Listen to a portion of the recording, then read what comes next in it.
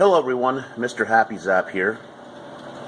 I've been trying to make a video on my exterior door installations and none of them seem to come out right. So I'm going to try and do one here. Unfortunately, all the doors are in and can't really show you the process. So what I had to do, of course, I had my my actual door opening, as you can see here. Maybe better if I go over to this door over here. Maybe a little further back to see. I have my, door opening. With my the door opening all the way around there. Now, this is my front door. As you can see, I've already got it foamed in and whatnot. But what I had to do is, of course, you have your door, and you have the, go back here once again. And I can't see it anymore because it's all capped off, but you have your, actually have your door frame and the other part of the frame, the outside part of it here. This is about 3/4 of an inch thick. This part here was about an inch and an eighth, and it came out to about here. So what we have to actually do is extend the door frame out further so it'll be flush with the actual exterior, so that we can cap it off properly and whatnot. Anyway, getting back to what we were speaking of. So this door here, I'll go back to this one over here. I made this opening quite large. Didn't realize how large I made it. I made it 40 inches, and I had lots of room to spare with this 36-inch door. And I literally had to put in some enhanced OSB to kind of frame it in again, so it wouldn't be such a huge space in here.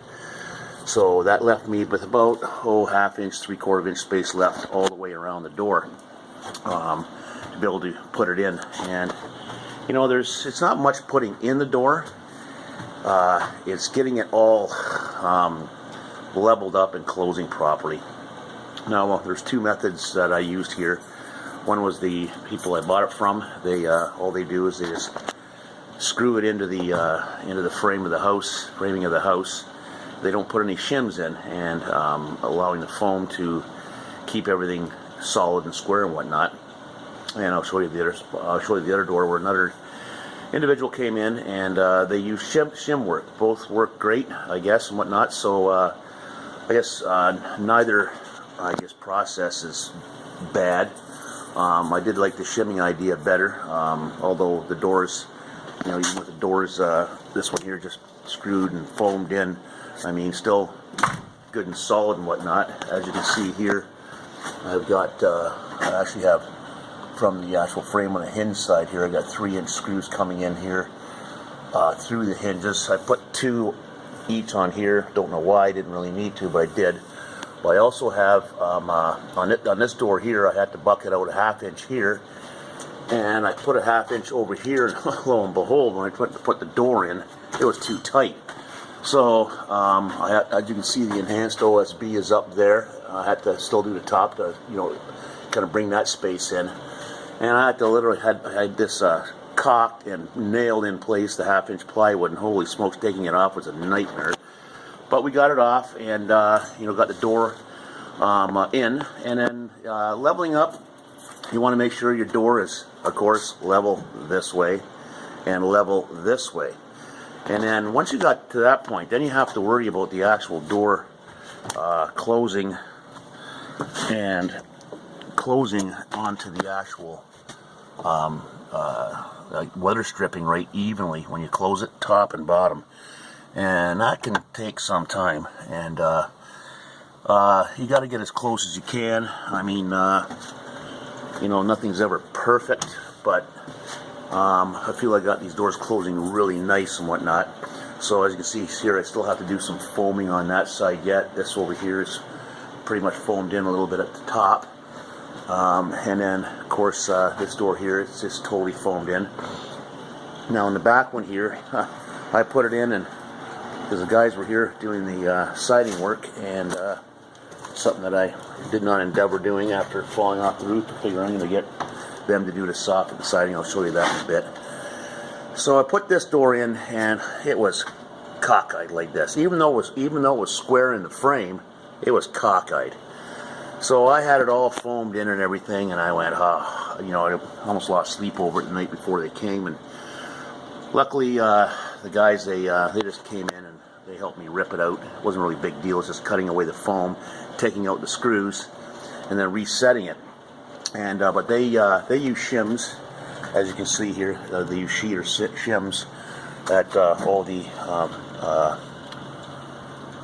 hinge points and whatnot and everything out there and there. So a little bit different process, you know, to square it all up. And once it got squared up, of course, we had it square this way. We had it square this way, and then it shut pretty darn good.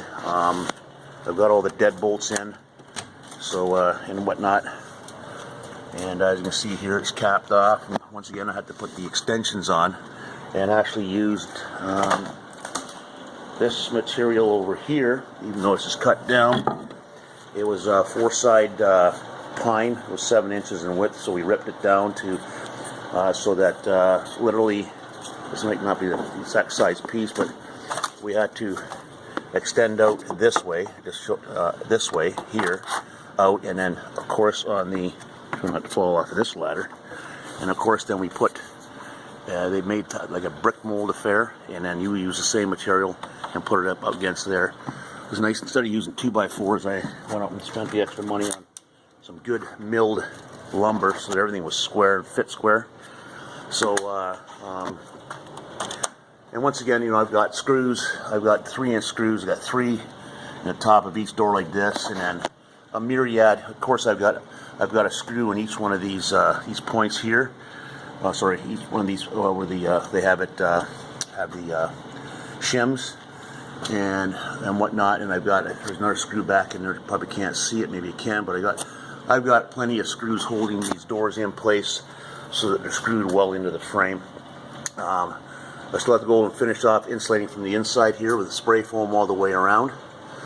So there's a bit of a trick to it. The windows were pretty easy because they had nailing fins and you could square them up, and I used those wind bags. And their installation was pretty straightforward. But these doors here, because you know, even though the windows, you have to make sure they open and close properly.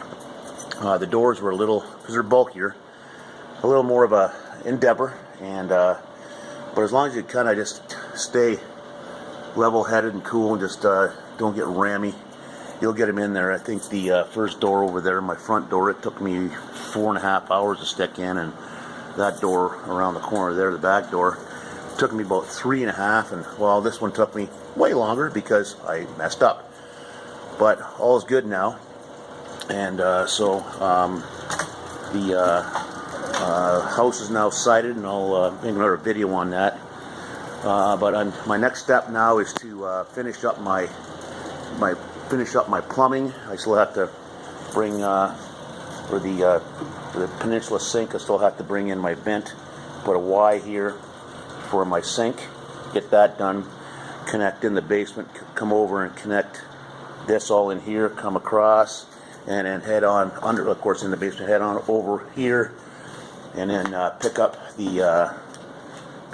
for my washer station there. And then as you can see here, this is the vanity, and I have a vent pipe going up now. It's going to be connected in up in there. There's an actual stack goes up through. There's a vent thick thing there, and I'm going to be bringing an 1.5-inch pipe across and connecting the two together to be vented out up through the roof, of course. And then, of course, this here goes down through the floor. It's going to be running across, and it's going to pick up with the line coming from the 2 sinks from the kitchen area across. And then right under here, down below here, is where my septic system goes in. So everything will be connected, of course, to the stack coming down here of a double Y and a Y. The Y will be for the toilet, and the double Y will be for the shower pan drain into, and the other side will be for the actual washing machine and the 3 sinks. So once I get those done, I can get it pressurized, get the building inspector in, pass it, and then I can start with my sealing vapor barrier and my resilient channel. So that's going to take some time.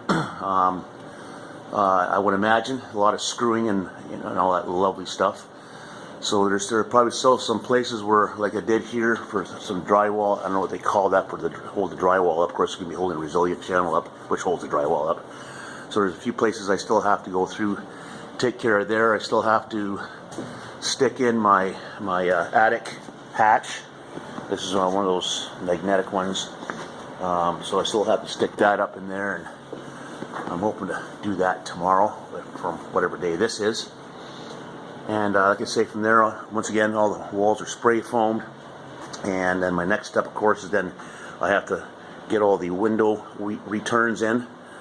I'm going to just use 3/4 clear pine on that as well. And then paint it white. Everything's white. Keep everything bright. And other than that, that's about where it's at right now. With just having the rudimentary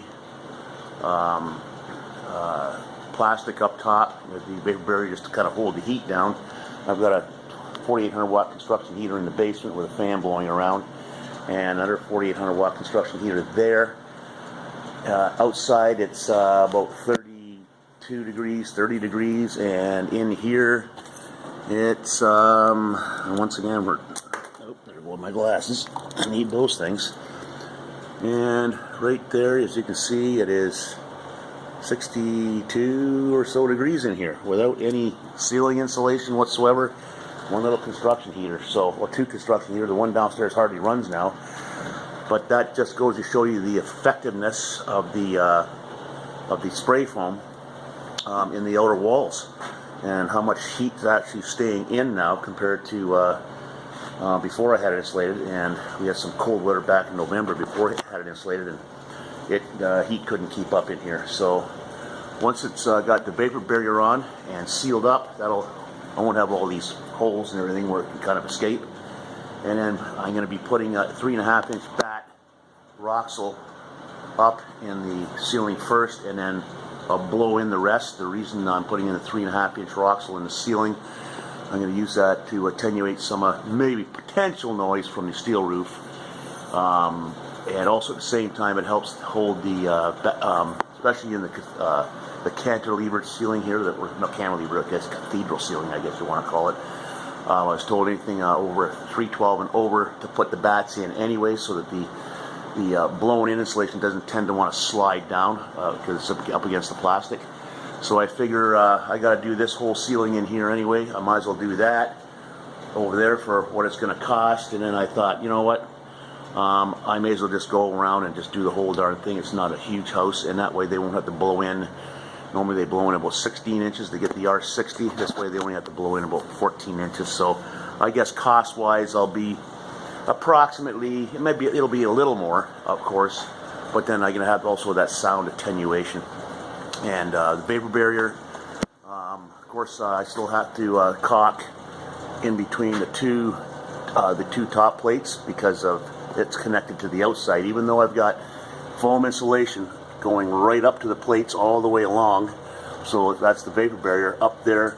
There's still, so I'll have to caulk all along those the top plate, and you also have to caulk along the bottom plate, because of vapor barrier scenario.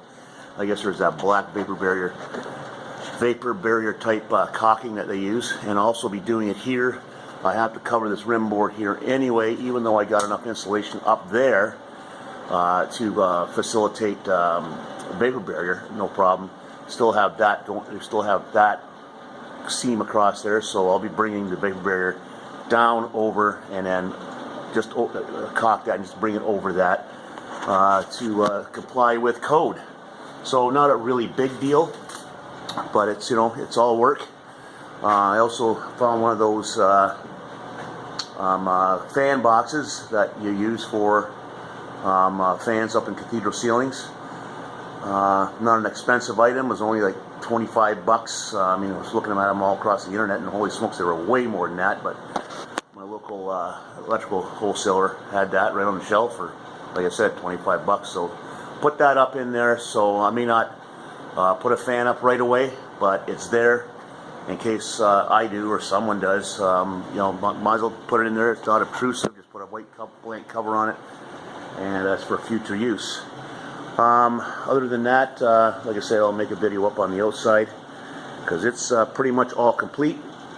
And other than that, I hope this video was a help a little bit. Probably not much in this one, but like I say, the doors, they're not hard to hang. They're not hard to put in, but like I say, it takes a bit of time to make sure that they are level and whatnot. Professionals can do it a lot quicker, but we do-it-yourselfers take a bit longer, and everything just work out fine. Okay, we'll talk to you later, and keep cool, tool. Bye for now.